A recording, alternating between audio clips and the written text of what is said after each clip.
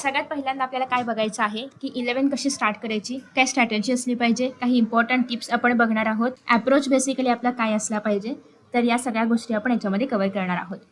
So first of all सगळ्यात पहिली गोष्ट म्हणजे एक क्लिअर आयडिया आपल्याला माहिती पाहिजे की आपल्याला स्ट्रीम कोणती सिलेक्ट करायची आहे. सो इट्स ओके, तुम्ही कन्फ्युज्ड आहात, तुम्ही सायन्स कॉमर्स आर्ट्स तिघांमध्ये कन्फ्युज्ड आहात, इट्स ओके. सगळेजण कन्फ्यूज होतात, काही जणांकडे एक प्रॉपर असा प्लॅन असतो, but most of the times आपण कन्फ्यूज होतो की आपल्याला नेमकं काय करायचं आहे. कारण हे खूप मोठं असं रॉकेट सायन्स जरी नसलं तरी पण आपली लाईफ पुढे याच्यावरती डिपेंड आहे असं आपण म्हणू शकतो. आणि त्याच्यामुळे हे सगळं कन्फ्युजन ठीक आहे, it's okay to be confused in science की मी काय घेतलं पाहिजे, मी काय केलं पाहिजे, मला कुठला विषय आवडतोय किंवा मी कशामध्ये पुढे करिअर केलं पाहिजे, माझे विषय काय असले पाहिजेत, मी कॉलेज कुठलं निवडलं पाहिजे, या सगळ्या गोष्टींमध्ये कन्फ्यूज होणं खूप स्वाभाविक आहे. सो असं अजिबात वाटून घेऊ नका की मला काही कळत नाही आहे किंवा मी खूप कन्फ्युज आहे वगैरे, असं काही असं अजिबात वाटून घेऊ नका. तर बेसिकली आता नेमकं कोण कोण काय काय करणार आहे हे तुम्ही मला सांगू शकता. ॲज यू ऑल नो की आपल्याकडे 3 स्ट्रीम्स आहेत. मग त्या स्ट्रीम्समधून कोणत्या ठिकाणी किंवा कोणत्या ऑप्शनकडे जाता येतं, काय करिअर करता येतं किंवा काय काय पुढे ऑप्शन्स आहेत, याबद्दल मी ऑलरेडी डिटेल व्हिडिओ अपलोड केलेला आहे. तर मग सायन्समध्ये फक्त सायन्स असं नाही आहे. सायन्समध्ये काय आहे, फिजिक्स, केमिस्ट्री, मॅथ्स, बायो 4 विषय आहेत. ॲज यू ऑल नो की फिजिक्स आणि केमिस्ट्री तर सगळ्यांना कंपल्सरी आहेच. पण मग तुमच्याकडे मॅथ्स घेणार आहे की तुम्ही बायो घेणार आहात, हे तुमच्याकडे अजून 2 ऑप्शन्स असतात. मग बेसिकली आता मॅथ्स कोण घेतं आणि बायो कोण घेतं. फिजिक्स आणि केमिस्ट्रीबद्दल मी नाही बोलणार आहे कारण ते सगळ्यांना कंपल्सरी असतातच. सायन्ससाठी किती पर्सेंटेज पाहिजे असं पर्सेंटेजवरती वगैरे अजिबात डिसाईड करू नका सायन्स घ्यायचं आहे. पण तरीही तुम्हाला जर म्हणजे जनरल इन्फॉर्मेशन हवी असेल तर अराउंड डिपेंड करतं कॉलेजवरती, बट अराउंड 70% वरती सगळ्यांना सायन्स मिळतं.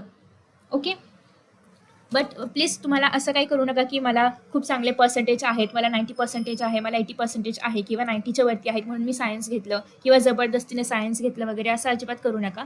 तुम्हाला ज्याही कुठल्या फील्डमध्ये इंटरेस्ट आहे त्याच्यामध्ये तुम्ही जाऊ शकता.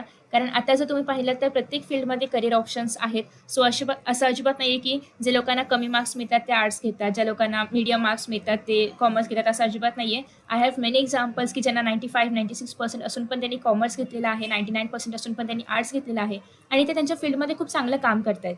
सो त्याच्यामुळे असं अजिबात वाटून घ्यायचं नाही आहे की मला चांगले पर्सेंटेज आहेत, मला कमी पर्सेंटेज आहेत, त्याच्यानुसार तुम्ही फील्ड अजिबात नाही निवडणार आहात, तुम्ही तुमच्या इंटरेस्टनुसार निवडणार आहात. ओके, चलो. सो आता बेसिकली आपल्याकडे 2 ऑप्शन्स आहेत, मॅथ्स आणि बायो. सो असं जनरली आहे की मॅथ्स ते लोक घेतात ज्यांना इंजिनिअरिंग करायचं आहे, कारण इंजिनिअरिंगसाठी ज्या काही एक्झाम्स आहेत किंवा जो काही सिलेबस आहे त्याच्यामध्ये मॅथ्स कंपल्सरी असला पाहिजे. आणि बायो ते लोक घेतात ज्यांना मेडिकल फील्डमध्ये काहीतरी करायचं आहे, मग ते डॉक्टर असेल, फार्मसी असेल, बायोटेक असेल, काही पण असेल मेडिकल फील्डमध्ये. ओके, ते लोक बायो घेतात. पण जर तुम्ही अजूनही कन्फ्युज्ड आहात की मला नेमकं इंजिनिअरिंगच्या फील्डमध्ये जायचं आहे किंवा मेडिकलच्या फील्डमध्ये जायचं आहे, मेडिकलमध्ये फक्त MBBS करणं किंवा फक्त डॉक्टर बनणंच नाही तर बऱ्याचशा गोष्टी येतात. फार्मासिस्ट आहे किंवा इतर पण ज्या आहेत, BSc बायोमध्ये करणार असाल किंवा BSc झूलॉजीमध्ये, BSc बॉटनीमध्ये, BSc बायोटेक्नॉलॉजीमध्ये, या सगळ्या गोष्टी पण बायोमध्ये येतात. सो मग तर जे लोक कन्फ्युज आहेत असून की मॅथ्स घेऊ की बायो घेऊ, ते लोक 4 पण विषय घेऊ शकतात सध्या 11th आणि मग तुम्हाला जर असं वाटलं की मला मॅथ्स नाही जमत आहे किंवा मला बायो नाही जमत आहे तर मग 12th तुम्ही तो विषय ड्रॉप करू शकता. असे ड्रॉप करण्याचे पण ऑप्शन असतात बरं का, पण ते तुमच्या कॉलेजवरती डिपेंड करतं की तुमचं कॉलेज त्याला परमिशन देणार आहे की नाही याच्यावरती. ओके, सो बरेच जण या ठिकाणी म्हणतात विजय असावरी वगैरे की ते लोक मॅथ्स घेणार आहेत. इट्स ओके, तुमचं डिसायडेड आहे तुम्ही काय घेणार आहात, इट्स बेटर किंवा इट्स गुड. ओके मॅम, मी अभ्यास सुरू केला आहे, 11th ट्युशन पण लावलेलं आहे, सायन्स घेतला आहे, PCM. व्हेरी गुड, तुम्ही अभ्यास सुरू केलेला आहे, खूप चांगली गोष्ट आहे. तसं तर तुम्ही 15 एप्रिलपासून अभ्यास स्टार्ट केला पाहिजे, जे लोक सायन्स घेणार आहेत त्यांनी स्पेसिफिकली. सो तुम्ही अजून पण जरी तुमच्यामध्ये काही असं क्लिअर आयडिया नसेल की मी काय केलं पाहिजे तर तुम्ही जस्ट रिसर्च करा, पण 1 मेच्या आतमध्ये तुमचं सगळं क्लिअर झालं पाहिजे आणि तुम्ही अभ्यास करायला सुरुवात केली पाहिजे. मग तुम्ही कोणती पण फील्ड चूज करा, व्हॉट एव्हर, बट 1 मेच्या आतमध्ये ॲटलिस्ट तुमचं काहीतरी डिसाईड झालं पाहिजे की मला कुठे जायचं आहे किंवा काय करायचं आहे. हवं तुम्ही अजून तुमच्या फ्रेंड्ससोबत वगैरे बोलू शकता, पण असं नका करू की माझ्या फ्रेंडने सायन्स घेतलं, माझ्या फ्रेंडने कॉमर्स घेतलं म्हणून मी घेतलं वगैरे, असं नका करू. तुमच्या इंटरेस्टनुसार तुम्हाला जे हवं आहे त्यानुसार तुम्ही हे सिलेक्ट करू शकता. Okay, next. ओके, सो सब्जेक्टबद्दल आपण बोललो, स्पेसिफिकली सायन्सबद्दल आपण बोललो की मॅथ्स किंवा बायो. ऑप्शनल सब्जेक्ट कोणते असतात याच्यावरती मी एक डिटेल व्हिडिओ अपलोड केला आहे, सो तुम्ही तो देखील चेकआउट करू शकता. नेक्स्ट आहे कॉलेज कोणतं घ्यायचं.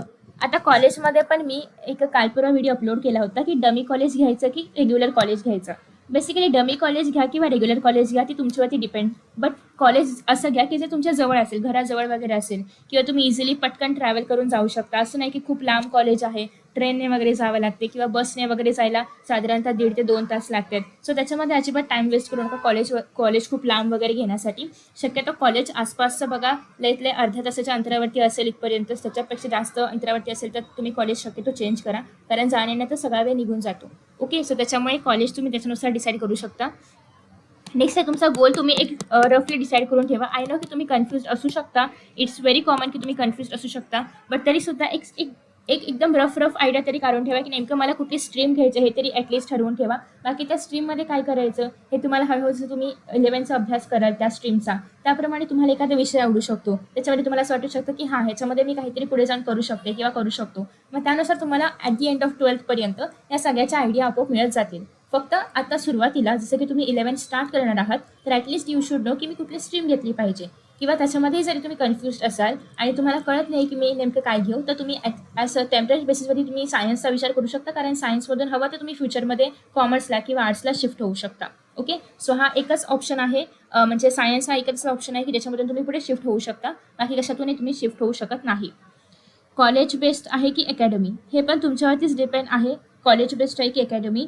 अगेन कॉलेज जर तुम्ही घेणार असाल तर तुम्ही रेग्युलर घेणार आहात की डमी कॉलेज. अकॅडमीमध्ये वगैरे कसं असतं की तुमचं कॉलेज पण त्याच ठिकाणी असतं, क्लास पण त्याच ठिकाणी आणि बऱ्याच ठिकाणी राहायचं पण त्याच ठिकाणी असतं. सो इट्स लाईक एक कम्प्लीट पॅकेज आहे, राहणं वगैरे, college, class, test. So financially तुम्ही जर अफोर्ड करू शकत असाल आणि तुम्हाला ते सुटेबल असेल, तुम्ही त्या एका सायकलमध्ये राहू शकत असाल तर तुम्ही अर्थात अकॅडमी रेफर करू शकता. ओके, कॉमर्सचे सब्जेक्ट सांगा. कॉमर्सबद्दल मला जास्त एवढी इन्फॉर्मेशन नाही आहे, बट मी कॉमर्समध्ये जे काही करिअर ऑप्शन्स आहेत त्याच्याबद्दल व्हिडिओ अपलोड केला आहे, तुम्ही ते चेकआउट करू शकता.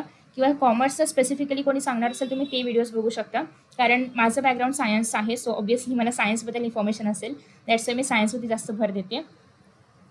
ओके, चलो आता सगळ्यात महत्त्वाची गोष्ट आहे स्टार्ट अर्ली. सो तुम्ही आता डिसाईड करून घ्या, अजून तुमच्याकडे एक 5-10 दिवसांचा वेळ घ्या अजून, आणि डिसाईड करा की तुम्हाला नेमकी कोणती स्ट्रीम घ्यायची आहे, कोणते विषय घ्यायचे आहेत, इव्हन पुढे काय करायचं हे जरी डिसाईड नाही झालं तरी ॲटलिस्ट टेम्पररी बेसिसवरती हे तरी डिसाईड करा आणि लवकर सुरुवात करा. कारण आत्तापर्यंत तुम्ही जर पाहिलं तर बरेचसे क्लासेस पण स्टार्ट होतात, मेच्या आधीच सुरुवात होते क्लासेस वगैरे स्टार्ट व्हायला किंवा ॲडमिशनसाठी. इव्हन तुम्ही क्लास नाही लावलात तरी पण सेल्फ स्टडीसाठी खूप सारे कॉन्टेंट अवेलेबल आहे यूट्यूबवरती, तुम्ही ते रेफर करा. असं काही नाही की क्लासेस लावला पाहिजे वगैरे, असं काही नाही आहे. कुठलं पण तुम्ही हवं तर ज्या काही ऑनलाईन बॅचेस आहेत त्या शक्यतो कमी अमाऊंटमध्ये पाहायला मिळतात ऑफलाईन क्लासेसपेक्षा वगैरे, किंवा यूट्यूबवरती पण जे पण फ्री कॉन्टेंट आहे ते पण तुम्ही सुरुवातीला बघू शकता. हां, तुम्ही अजूनही करू शकता की डेमो लेक्चर्स बघा, जे पण तुम्ही क्लासेस वगैरे घेणार असाल त्याचे, किंवा तुम्हाला सपोज की स्ट्रीम निवडायला अडचण होती तर आधी लेक्चर्स बघा की सायन्सचं लेक्चर्स कसे आहेत, किंवा स्पेसिफिकली फिजिक्स वगैरे आपल्याला काही समजतंय का, किंवा कॉमर्समधला एखादा विषय आपल्याला समजतोय का, आर्ट्समधला एखादा विषय समजतोय का, त्याच्या आधारे मग तुम्ही स्ट्रीम पण निवडू शकता. ओके, हो, ऑनलाईन बुक्स भेटतात. ई बालभारती वेबसाईट आहे, त्याच्यावरती तुम्हाला HSCचे सगळे ऑनलाईन बुक्स पाहायला मिळतील. ई बालभारती, ओके, ebalbharti.com, त्याच्यावरती तुम्हाला सगळे HSCचे बुक्स बघायला मिळतील 11th आणि 12thचे. ओके, आफ्टर दॅट नेक्स्ट आहे ऑनलाईन की ऑफलाईन. हे तुमच्यावरती अगेन डिपेंड करते की तुम्ही कुठे चांगल्या पद्धतीने शिकू शकता.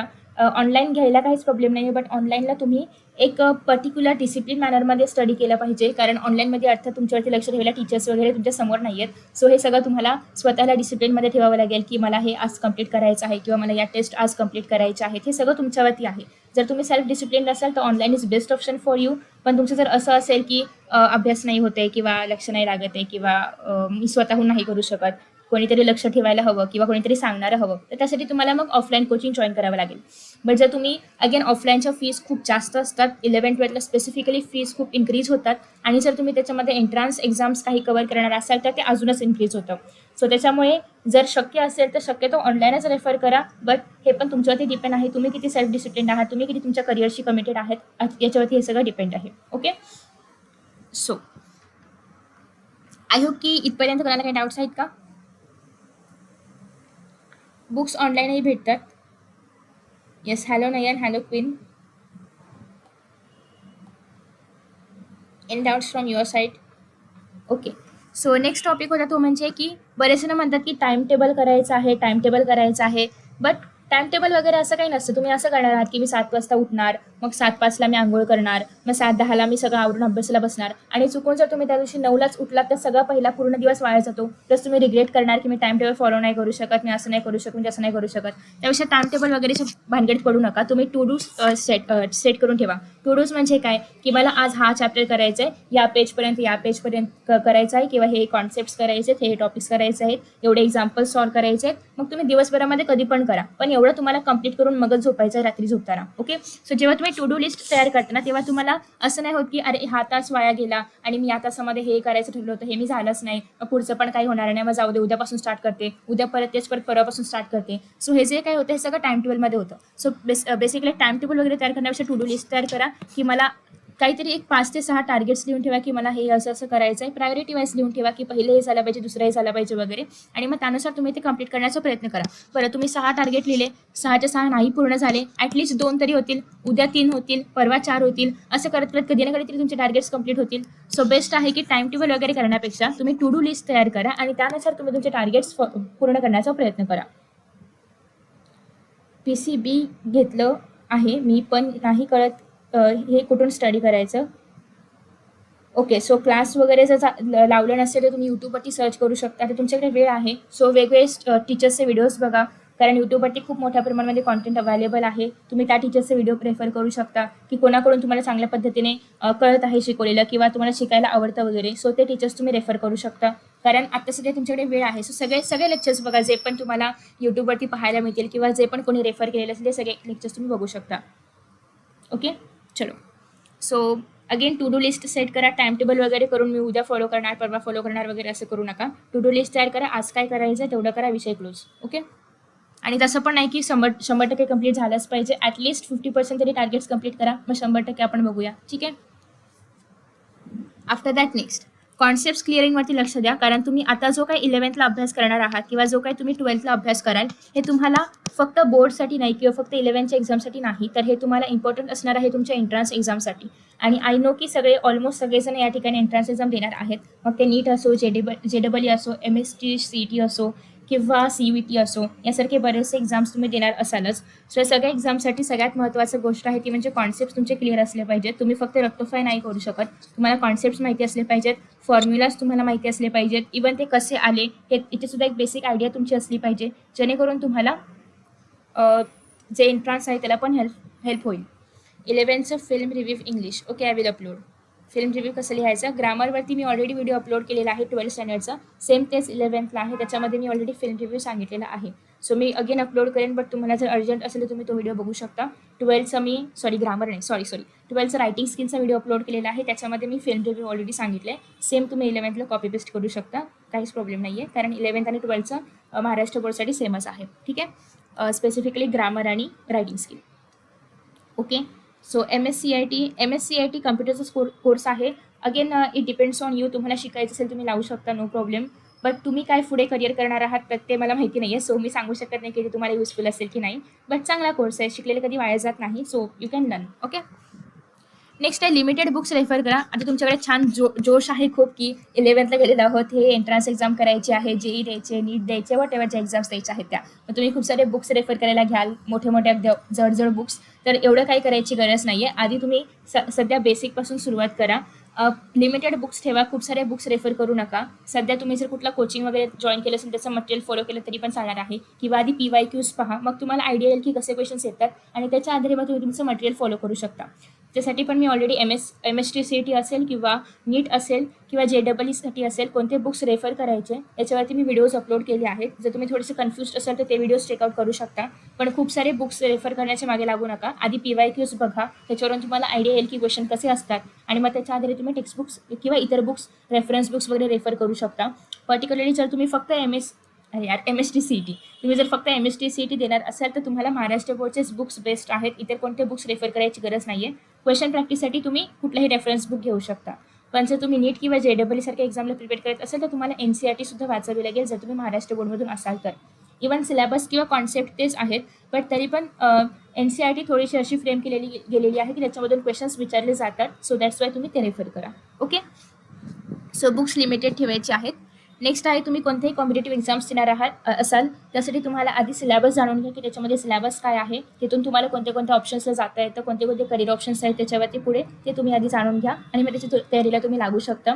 त्याची तयारी तुम्ही आत्तापासूनच केली पाहिजे. लाईक 15 एप्रिलपासून किंवा 1 मेच्या आधीच तुम्ही हे सुरुवात करा. ओके. आफ्टर दॅट नेक्स्ट आता आपण बघणार आहोत की नेमकं स्टार्ट कसं करायचं आहे आपलं 11th. सगळ्यात पहिल्यांदा तुम्हाला स्ट्रीम वगैरे तुम्ही निवडली नसेल तर निवडून घ्या. नेक्स्ट तुम्ही बुक्स डाउनलोड करा. ऑनलाईन बुक्स तुम्हाला मिळतील ई-बालभारतीच्या वेबसाईटवरती, ते तुम्ही डाउनलोड करा.